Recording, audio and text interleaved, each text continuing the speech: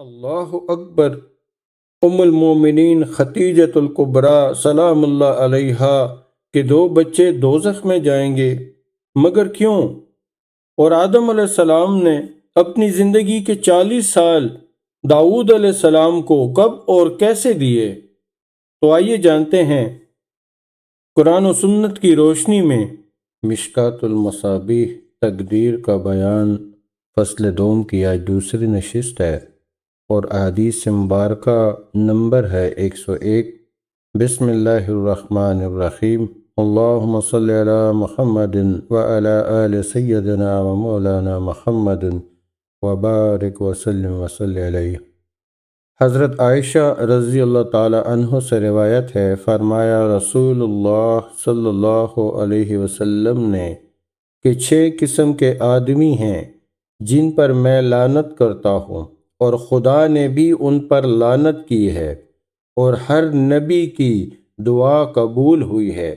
ایک تو وہ شخص جو خدا کی کتاب میں زیادتی کرے، دوسرا خدا کی تقدیر کو جھٹلانے والا، اور تیسرا زبردستی غلبہ حاصل کرنے والا جو اس شخص کو ذلیل کرے جس کو خدا نے عزت دی ہے، اور اس شخص کو عزت دے جس کو خدا نے ذلیل کیا ہے، اور چوتھا خدا کے حرام کو حلال بنانے والا، یعنی حرم مکہ میں جن باتوں کو خدا نے ممنوع قرار دیا ہے ان کو حلال قرار دے، اور پانچواں میری اولاد میں اس چیز کو جس کو خدا نے حرام قرار دیا ہے حلال جاننے والا، اور چھٹا جس نے میری سنت کو ترک کر دیا ہو۔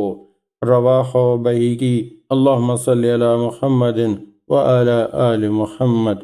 حضرت مطر بن اقامص رضی اللہ تعالی عنہ سے روایت ہے، فرمایا رسول اللہ صلی اللہ علیہ وسلم نے کہ جب خداوند تعالی کسی شخص کی موت کو کسی زمین مقدر کر دیتا ہے تو اس زمین کی طرف اس کی حاجت کو بھی پیدا کر دیتا ہے تاکہ وہ وہاں جانے پر مجبور ہو اور وہاں جا کر موت کا شکار ہو۔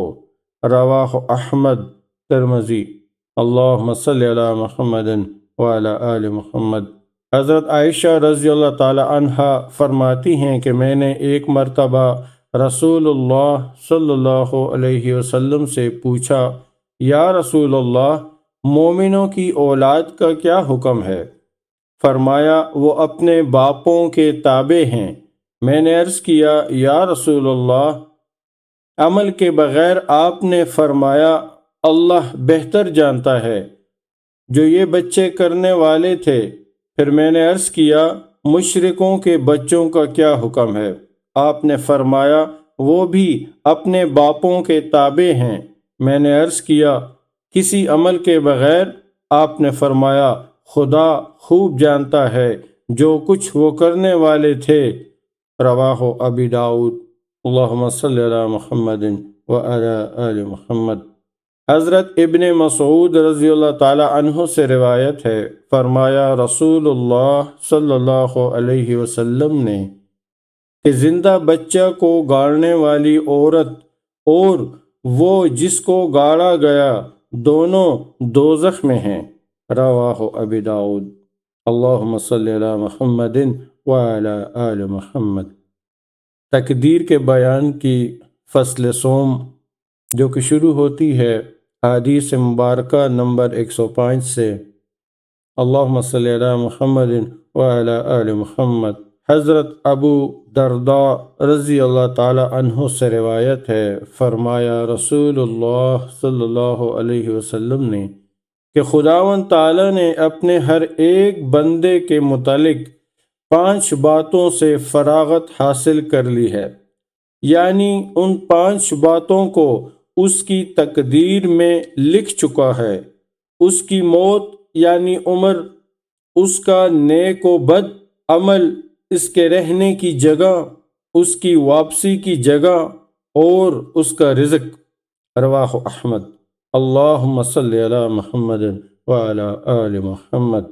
حضرت عائشہ رضی اللہ تعالی عنہ کہتی ہیں کہ میں نے رسول اللہ صلی اللہ علیہ وسلم کو یہ فرماتے ہوئے سنا ہے کہ جو شخص مسئلہ تقدیر پر کچھ بحث و گفتگو کرے گا اس سے قیامت کے دن اس کی باز پرس ہوگی، اور جو شخص اس معاملہ میں خاموش رہے گا اس سے کچھ دریافت نہیں کیا جائے گا۔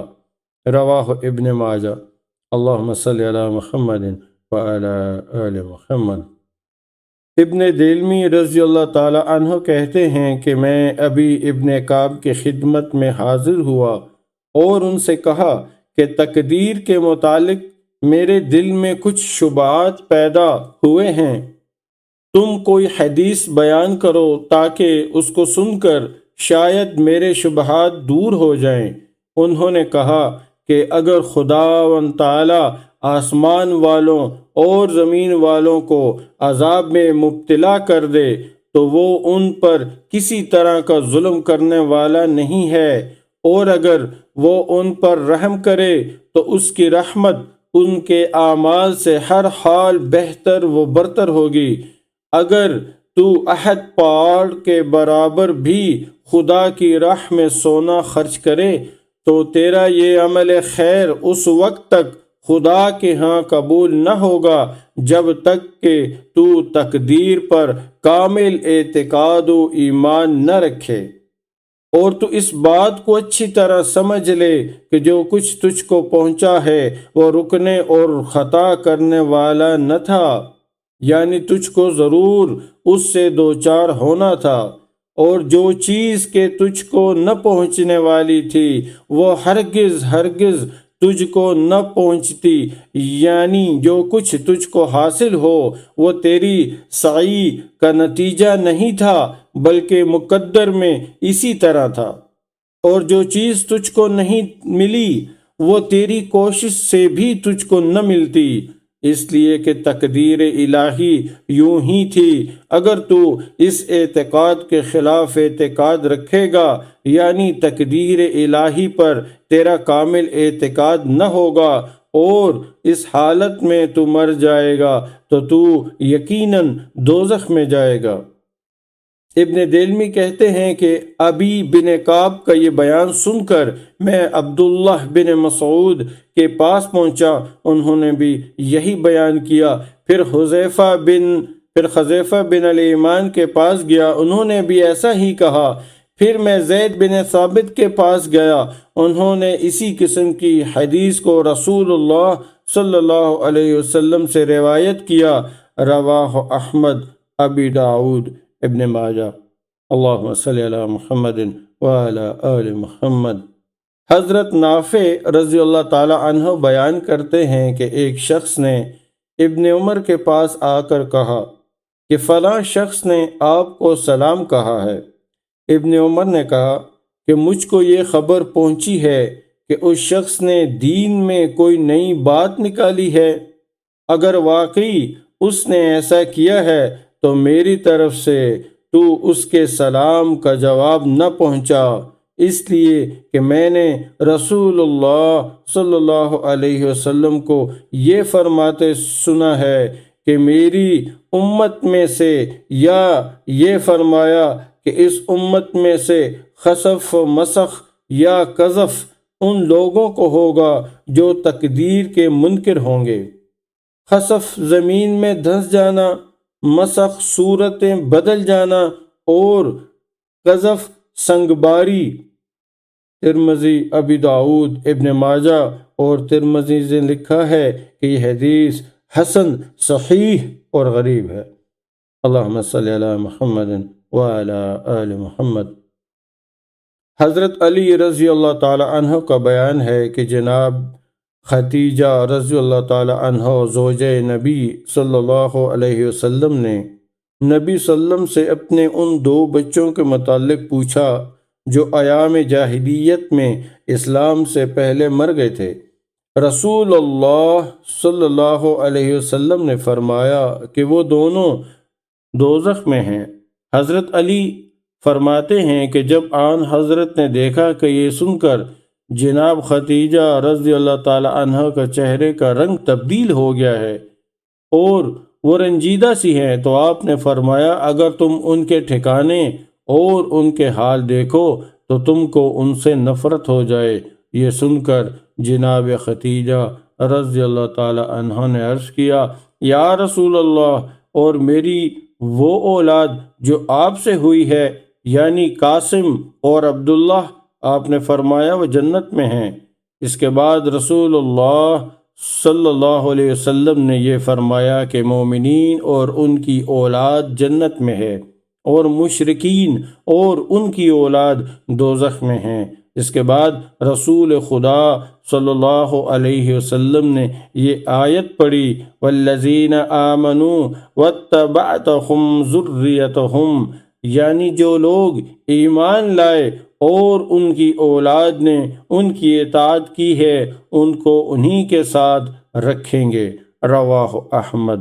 اللہم صلی علی محمد وعلی آل محمد۔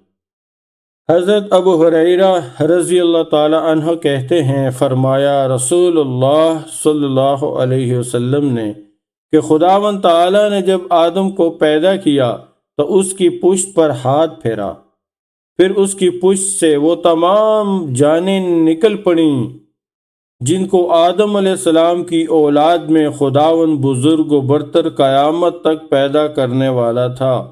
پھر خدا نے ان میں سے ہر ایک جان کی دونوں آنکھوں کے درمیان نور کی چمک رکھی اور پھر ان سب کو آدم کے سامنے لا کر کھڑا کیا۔ آدم علیہ السلام نے پوچھا، اے رب بزرگ و برتر یہ کون ہیں؟ خدا نے فرمایا یہ سب تیری اولاد ہیں۔ آدم علیہ السلام ان لوگوں میں سے ایک کی آنکھوں کے درمیان غیر معمولی نور پا کر حیران رہ گئے اور خدا سے پوچھا، اے رب یہ کون ہے؟ خدا نے کہا یہ داؤد ہیں۔ آپ نے پوچھا، اے خدا تو نے اس کو کتنی عمر مقرر کی ہے؟ خدا نے کہا 60 برس۔ آدم علیہ السلام نے کہا، اے میرے رب اس کی عمر میں میری عمر سے 40 سال زیادہ کر دے۔ راوی کہتا ہے کہ رسول اللہ صلی اللہ علیہ وسلم نے بیان کیا کہ جب آدم کی عمر میں 40 سال باقی رہ گئے تو موت کا فرشتہ ان کے پاس آیا اور آدم نے اس سے کہا، کیا ابھی میری عمر میں 40 سال باقی نہیں ہیں؟ موت کے فرشتے نے کہا، کیا تم نے اپنی عمر کے 40 سال اپنے بیٹے داؤد کو نہیں دیے تھے؟ پس آدم نے اس سے انکار کیا اور ان کی اولاد بھی انکار کرتی ہے اور بھول گئے آدم علیہ السلام اپنے عہد کو اور کھا لیا انہوں نے ممنوع درخت کے پھل کو، اور بھولتی ہے ان کی اولاد بھی، اور خطا کی تھی آدم نے اور خطا کرتی ہے ان کی اولاد بھی۔ رواہ ترمذی۔ اللہم صلی علی محمد وعلی آل محمد وصلی علیہ وسلم تسلیما کثیرا کثیرا۔